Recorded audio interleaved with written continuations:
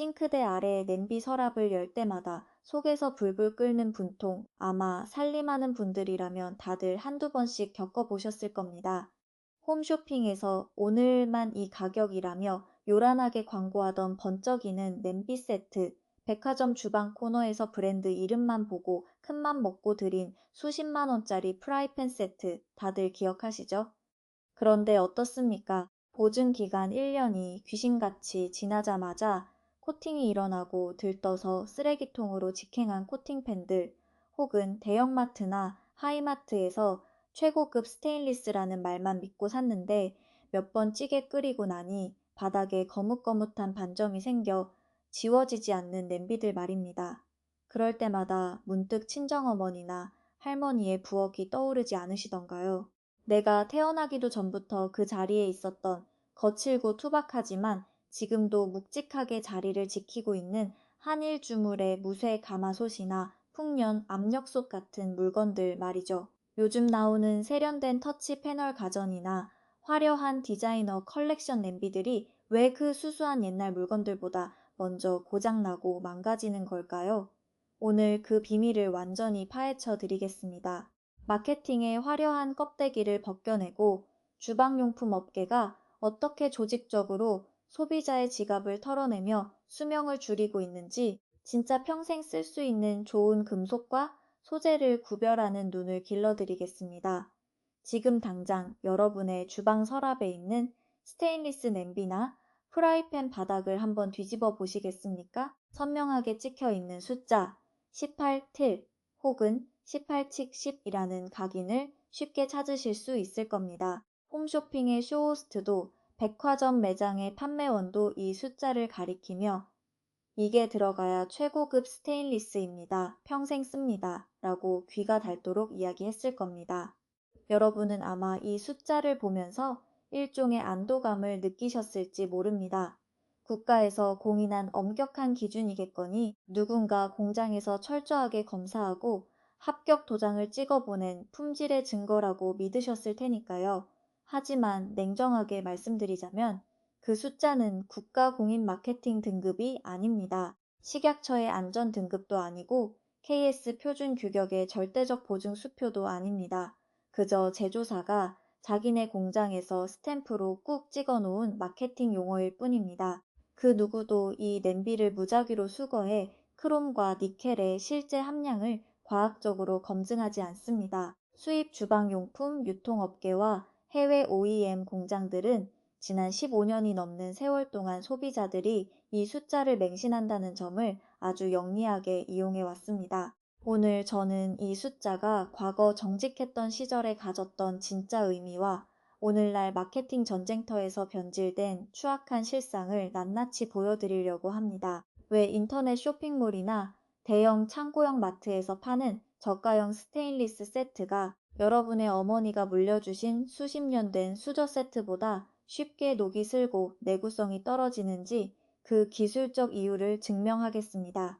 이야기는 1920년대 미국의 한 제철소 연구실로 거슬러 올라갑니다. 당시 금속학자들은 주방 조리도구의 치명적인 약점들을 해결하기 위해 머리를 싸매고 있었습니다. 무쇠는 조금만 방심해도 시뻘건 녹이 슬었고 구리는 산성 음식을 만나면 독성 물질을 뿜어냈으며 주석 코팅은 숟가락질 몇 번에 쉽게 벗겨졌기 때문입니다.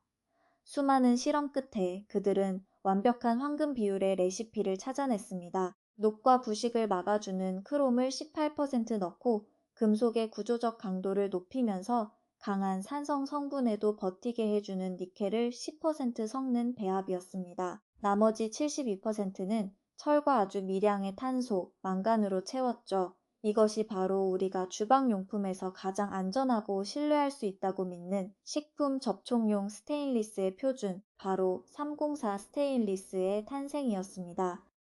이 배합은 그야말로 혁명이었습니다. 1950년대에 이르자 병원 주방, 학교 급식소, 인류 레스토랑의 모든 조리대와 싱크대, 냄비가 이 삼복사 스테인리스로 도배되었습니다. 음식을 짜고 맵게 끓여도 반응하지 않고 식기세척기에 넣고 돌려도 멀쩡하며 건물이 무너져도 살아남을 만큼 완벽한 내구성을 자랑했으니까요. 이때부터 주방용품 회사들은 자신들의 제품 바닥에 이 믿음직한 배합 비율을 요약한 숫자를 찍기 시작했습니다. 그게 바로 18-10입니다. 당대의 유서 깊은 주방 브랜드들은 제철소에서 들여온 모든 철강 배치마다 엄격한 성분 분석표를 확인하며 이 약속을 지켰습니다. 당시의 가기는 국가의 강제가 아니라 제조사가 소비자와 맺은 정직한 신뢰 약수였습니다. 하지만 지금 우리가 마주한 현실은 전혀 다릅니다. 주방용품 매장의 그 누구도 말해주지 않는 비밀이 여기 있습니다. 현재 대한민국이든 해외든 제품 바닥에 18, 10을 찍었다고 해서 진짜로 니켈이 10% 들어있는지 상시 검사하고 규제하는 법적 기관은 없습니다. 식약처는 냄비 표면에서 유해 물질이 묻어나오는지 안전성 기준, 용출 규격만 검사할 뿐 냄비 몸통을 이루는 금속의 내부 합금 비율까지 일일이 참견하지 않습니다. 소비자가 하이마트나 이마트 혹은 쿠팡 로켓 배송으로 만나는 수많은 중저가 스테인리스 제품들은 사실상 중국 광둥성 일대의 몇몇 대형 OEM 공장에서 찍혀 나옵니다. 화려한 브랜드 로고는 그저 마지막에 붙는 스티커일 뿐입니다. 어떤 브랜드는 백화점 납품용 고급 라인에는 진짜 304 스테인리스를 쓰지만 대형마트나 인터넷 최저가 기획전으로 풀리는 저가 세트에는 겉보기에는 똑같지만 단가가 훨씬 싼 가짜 금속을 주문합니다. 같은 공장, 같은 프레스 기계, 같은 포장 상자를 쓰면서 알맹이 금속만 쏙 바꾸는 것이죠. 이 싼 금속의 진짜 이름은 2곡1 스테인리스입니다. 겉보기에는 3곡4와 완벽하게 똑같습니다. 광택을 내놓으면 전문가도 육안으로는 절대 구별할 수 없고 손에 쥐었을 때의 묵직함도 차이가 없습니다. 하지만 내부를 뜯어보면 결정적인 차이가 있습니다. 200일 스테인리스는 그 비싼 니켈 함량을 10%에서 고작 4-5% 수준으로 반토막을 낸 금속입니다. 니켈이 빠져나가 불안정해진 금속 구조를 채우기 위해 가격이 훨씬 저렴한 망간을 대량으로 쏟아붓습니다. 2000년대 중반 런던 금속 거래소 IME에서 니켈 가격이 사상 최고치로 폭등하자 원가 절감에 혈안이 된 저가 공장들은 일제히 이 이길 스테인리스를 주방용품에 쓰기 시작했습니다. 그리고 지금 이 가짜 1810 제품들은 인터넷 쇼핑몰의 이름 모를 5만원짜리 냄비 세트부터 대형마트의 초특가 코너까지 완벽하게 장악했습니다. 이게 우리 부엌에서 왜 문제가 될까요? 한국인들의 밥상을 생각해 보십시오. 매일같이 묵은지를 넣고 김치찌개를 끓이고 된장찌개를 조리고 식초와 간장이 들어간 장아찌를 만듭니다.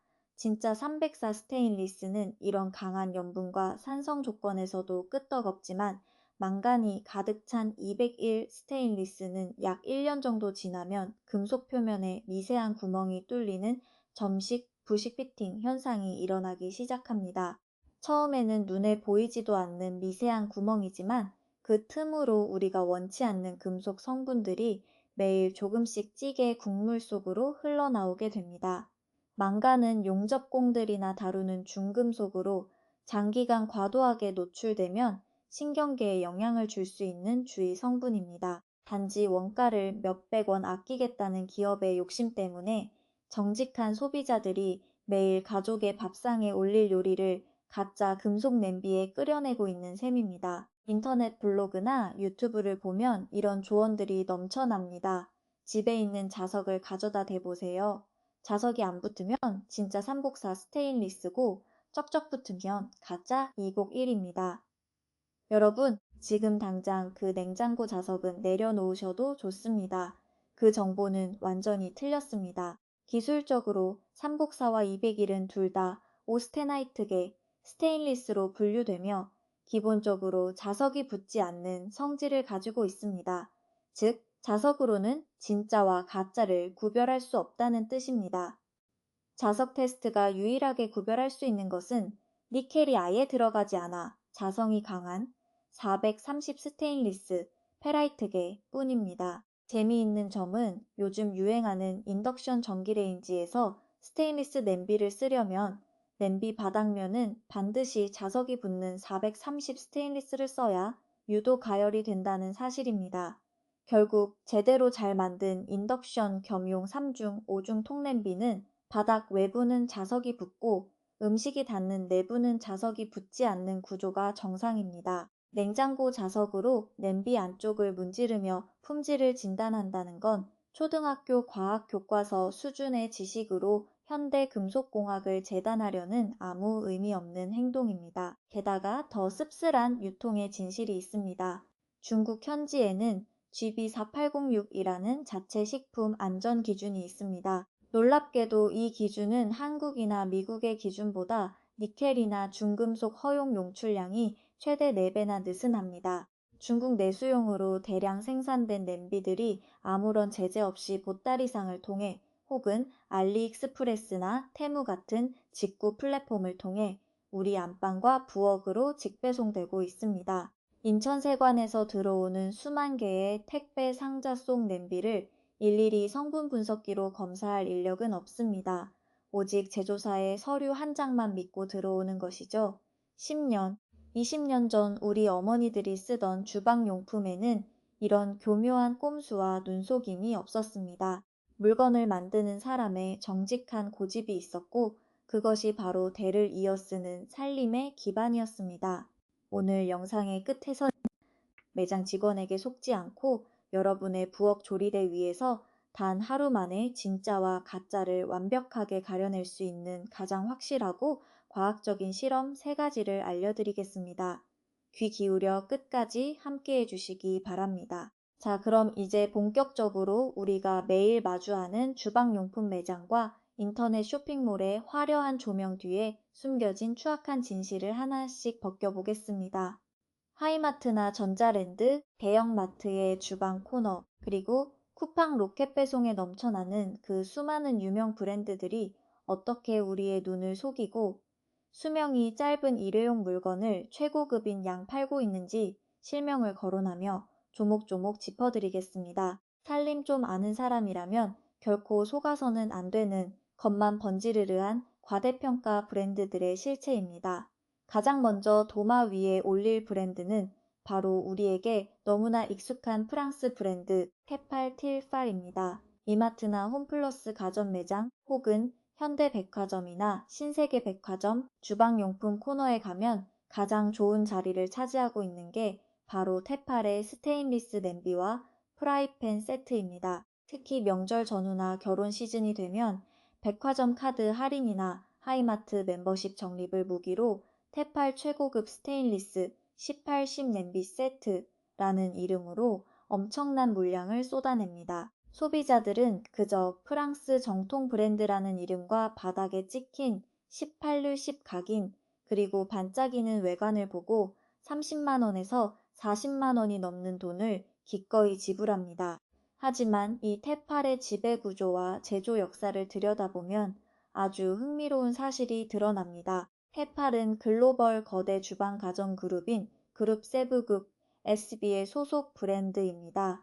그룹세븐은 전 세계의 수많은 주방 브랜드를 인수합병하면서 덩치를 키운 상장 기업입니다. 상장 기업의 숙명이 무엇입니까? 매분기마다 주주들에게 더 높은 영업이익과 매출 성장률을 증명해야 합니다. 주방용품 시장이 이미 포화 상태인데 어떻게 매분기 이익을 늘릴 수 있을까요? 정답은 하나뿐입니다. 원가를 절감하거나 소비자가 물면 닳는 일회용 소모품처럼 주방용품을 자주 바꾸게 만드는 것입니다. 실제로 미국의 금속분석 실험실과 주방용품 전문 저널리즘의 탐사 보도에 따르면 그룹세브가 중국 광둥성의 대규모 OEM 공장들과 대량 계약을 맺기 시작한 2010년대 중반 이후 저가 및 중가 라인으로 풀리는 테팔 스테인리스 제품들의 품질 열화가 심각한 수준으로 진행되었습니다. 겉상자에는 아주 커다란 글씨로 18, 10 프리미엄 스테인리스 보증이라고 적어 놓았지만 실제 제품을 수거해 고성능 분광 분석기로 성분을 측정해보면 니켈 함량이 기준치인 10%에 한참 못 미치는 5%에서 5% 사이에 200일 스테인리스 합금이 다수 검출되었습니다. 이것이 여러분의 가정에서 어떤 현상으로 나타나는지 말씀드리겠습니다. 큰돈을 주고 테팔 냄비 세트를 사서 기분 좋게 요리를 시작합니다. 첫 몇 달은 아무 문제가 없는 것처럼 보입니다. 그러다 한국인이라면 누구나 끓이는 김치찌개나 된장찌개를 몇 번 끓이고 생선 조림을 하느라 간장과 식초를 붓고 조리기 시작하면 1년이 채 지나지 않아 냄비 바닥 안쪽에 작은 소금 알갱이만한 검은색 반점들이 생기기 시작합니다. 주부님들은 처음에 이게 탄 자국인 줄 알고 철수세미로 박박 문지르거나 베이킹소다를 넣고 끓여보시지만 절대 지워지지 않습니다. 때가 아니라 금속 자체가 부식되어 구멍이 뚫린 점식 부식이기 때문입니다. 니켈 함량이 부족하고 망간이 과도하게 들어간 200일 합금의 전형적인 증상입니다. 손잡이를 붙인 접합 부위도 문제입니다. 내부 마감이 부실해 몇 달 쓰다 보면 손잡이가 덜컥거리고 흔들리기 일쑤입니다. 이것을 가계부 관점에서 연간 사용 비용으로 계산해 보겠습니다. 백화점이나 가전 양판점에서 기분 좋게 35만 원을 주고 구입한 테팔 냄비 세트가 있다고 칩시다. 2년이 지나자 바닥은 부식으로 거칠어지고 손잡이는 덜렁거려 불안해서 도저히 쓸 수가 없게 됩니다. 결국 쓰레기통에 버리고 새로운 세트를 사야 하죠. 35만 원짜리 세트를 2년 썼으니 연간 사용 비용은 17만 5천 원입니다. 주부님들이 매달 1만 5천 원씩 눈에 보이지 않는 세금을 주방용품 회사에 상납하고 있는 꼴입니다. 마케팅 비용과 디자이너 컬렉션이라는 허울 좋은 이름에 웃돈을 얹어준 대가가 고작 이것입니다. 중간에 잠깐 안내 말씀 하나 드리겠습니다. 하이마트나 백화점 매장에서 아무도 말해주지 않는 이런 주방업계의 날 것 그대로의 진실과 내구성의 수학을 앞으로도 계속 만나보고 싶으시다면 지금 바로 구독과 좋아요 한 번씩 부탁드립니다. 여러분의 정직한 지갑을 지키는 가장 확실한 무기가 되어 드리겠습니다. 다음으로 짚고 넘어갈 브랜드는 최근 몇 년간 한국의 젊은 주부들과 2030 싱글족 사이에서 선풍적인 인기를 끌며 인스타 감성 주방의 대명사가 된 이탈리아 브랜드 모네타와 벨기에 브랜드 그린펜2 그린펜 계열의 세라믹 코팅 냄비 및 프라이팬들입니다. 롯데백화점이나 현대백화점의 고급 식기 전문관 그리고 자주 JGH나 모던하우스 같은 생활용품점의 메인 디스플레이 존에 가면 파스텔 톤의 아름다운 핑크, 베이지, 민트색 옷을 입은 이 냄비들이 눈을 사로잡습니다. 네이버 쇼핑이나 카카오톡 선물하기에서도 집들이 선물 1순위로 꼽히죠. 광고에서는 유해물질인 PFAS, 환경 호르몬이 전혀 없는 건강한 천연 세라믹 코팅이라며 아이를 키우는 엄마들의 감성을 아주 영리하게 파고듭니다. 하지만 이 세라믹 코팅의 실체는 엔지니어링의 관점에서 보면 아주 정교하게 기획된, 계획된 진부화의 교과서입니다. 세라믹 코팅은 쉽게 말해 금속 표면에 미세한 유리 점토 입자를 구워 붙인 것입니다. 처음 가스레인지나 인덕션 위에 올리고 달걀 프라이를 하면 기름을 두르지 않아도 스르륵 미끄러집니다. 모양도 예쁘고 건강에도 좋다니 눈이 멀 수밖에 없습니다. 그러나 이 세라믹 코팅의 치명적인 기술적 한계는 열 충격과 미세 균열에 극도로 취약하다는 점입니다.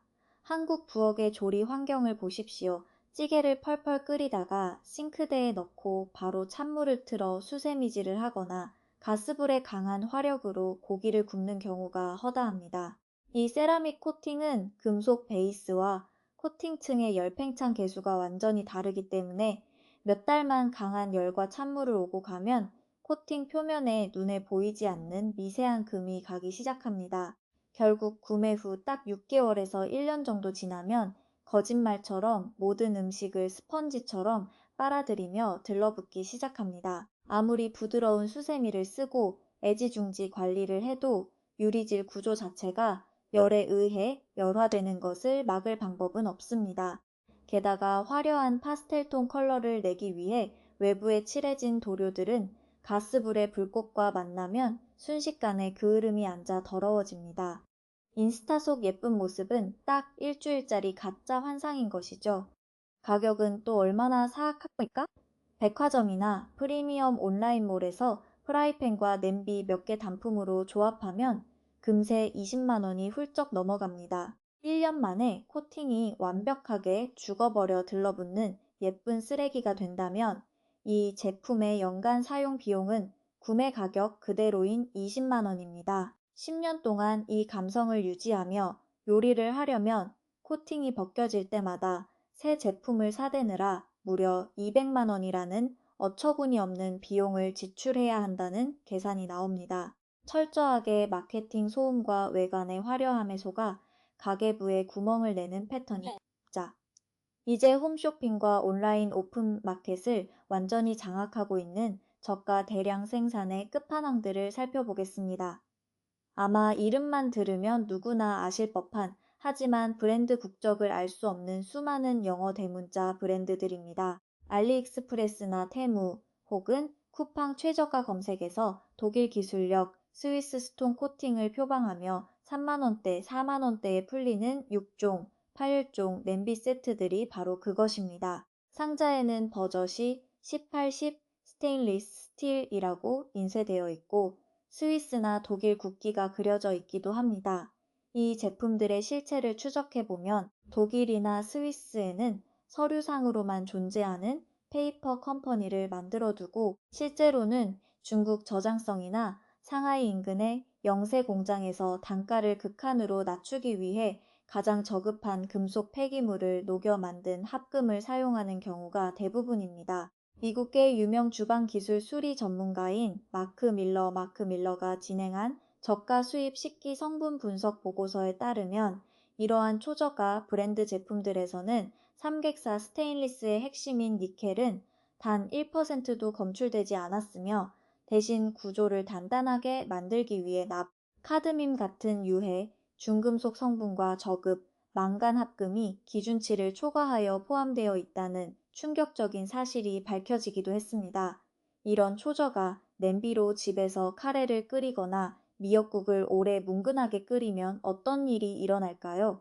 불을 조금만 세게 해도 냄비 바닥이 얇아 열이 고르게 퍼지지 못하고 한가운데만 까맣게 타버립니다. 얇은 알루미늄이나 저급 합금 베이스로 만들어졌기 때문에 가스불의 열기를 버티지 못하고 바닥이 활처럼 휘어버리는 열변형도 쉽게 일어납니다. 인덕션 위에 올리면 바닥이 떠서 인덕션이 인식을 못하고 삐소리만 내며 멈춰버리기 일쑤죠. 가격이 4만 원이니까 싸게 잘 샀다고 위안을 삼으실지 모르겠습니다. 하지만 불과 6개월 만에 바닥이 휘고 카레 같아서 못 쓰게 된다면 이 물건의 연간 사용 비용은 8만 원이 됩니다. 게다가 내 가족의 입으로 들어가는 음식에 정체불명의 중금속이 녹아 나올지도 모른다는 심리적 공포와 건강에 끼치는 해악까지 고려한다면 이건 돈을 아낀 게 아니라 가계부와 건강 모두를 파괴하는 가장 최악의 소비 선택입니다. 이제 이번 파트의 가장 강력한 한방, 어쩌면 여러분이 가장 신뢰해왔고 가전 양판점 하이마트나 삼성 디지털 프라자, LG 베스트샵의 가장 목 좋은 곳에 화려하게 전시되어 있는 프리미엄 주방 가전의 진짜 민낯을 보여드릴 차례입니다.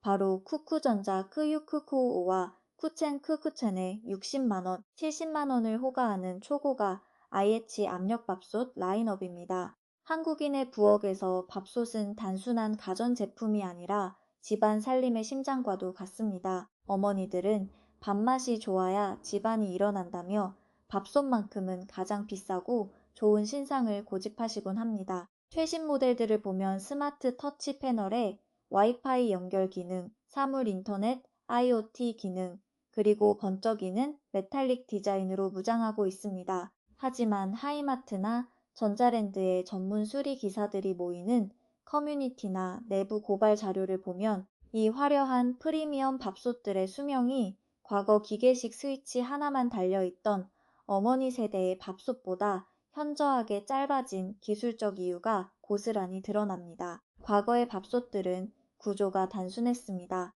열선이 바닥을 데우고 아날로그 방식의 무게, 추가 압력을 제어하는 구조였죠. 고장날 부품 자체가 없었기 때문에 15년, 20년 동안 고무 패킹만 갈아주면 멀쩡하게 새 밥을 지어냈습니다. 반면 지금의 70만 원짜리 스마트 밥솥의 내부를 열어보면 밥솥 내부에 엄청난 고온과 고압, 그리고 밥을 지을 때 발생하는 수증기가 소용돌이치는 가혹한 환경, 바로 옆에 미세한 전자회로 기판 PCB과 터치 패널 액정이 그대로 배치되어 있습니다. 엔지니어링 관점에서 고온따슴 수증기와 정밀 전자 기판은 결코 공존해서는 안 되는 최악의 조합입니다.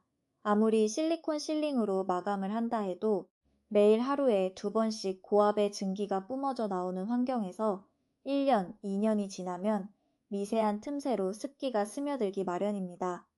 그 결과는 무엇입니까? 무상보증 기간 1년이 딱 지나자마자 터치 패널이 먹통이 되거나 액정에 에러 코드가 뜨며 작동을 멈춥니다. 서비스 센터에 들고 가면 기사님들은 입을 모아 말합니다. 메인 회로 기판이 침수되어 부식되었습니다.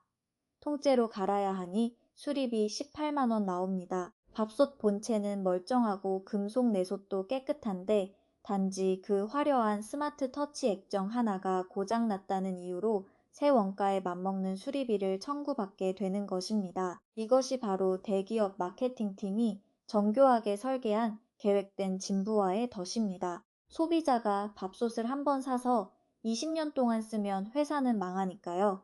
3년마다 회로가 고장나든 코팅이 벗겨지든 해서 새 제품으로 바꾸게 만들어야 분기 실적이 유지되는 구조인 것입니다. 게다가 내솥의 코팅은 또 어떻습니까? 엑스월월 코팅이니 다이아몬드 코팅이니 이름은 거창하지만 결국 본질은 불소수지 테플론 코팅의 일종입니다. 쌀을 씻을 때 내솥에 넣고 박박 씻거나 주걱으로 밥을 풀 때 가해지는 마찰, 그리고 고온의 압력 취사가 반복되면 2년에서 3년 사이에 반드시 코팅이 들뜨고 벗겨집니다. 벗겨진 코팅 사이로 알루미늄 베이스가 드러나면 밥에서 쇠맛이 나기 시작하죠. 서비스 센터에서 내손만 따로 사려고 하면 부품값이 10만 원이 넘습니다. 이 프리미엄 스마트 밥솥의 잔인한 경제학을 연간 사용 비용으로 계산해 보겠습니다. 하이마트에서 65만 원을 주고 구입한 최신형 IH 압력밥솥이 있습니다.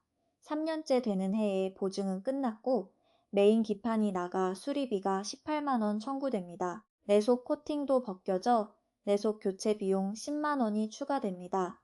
도합 28만 원의 수리비를 내고 고쳐 쓰느니 차라리 새로 사겠다는 마음이 들게 만듭니다.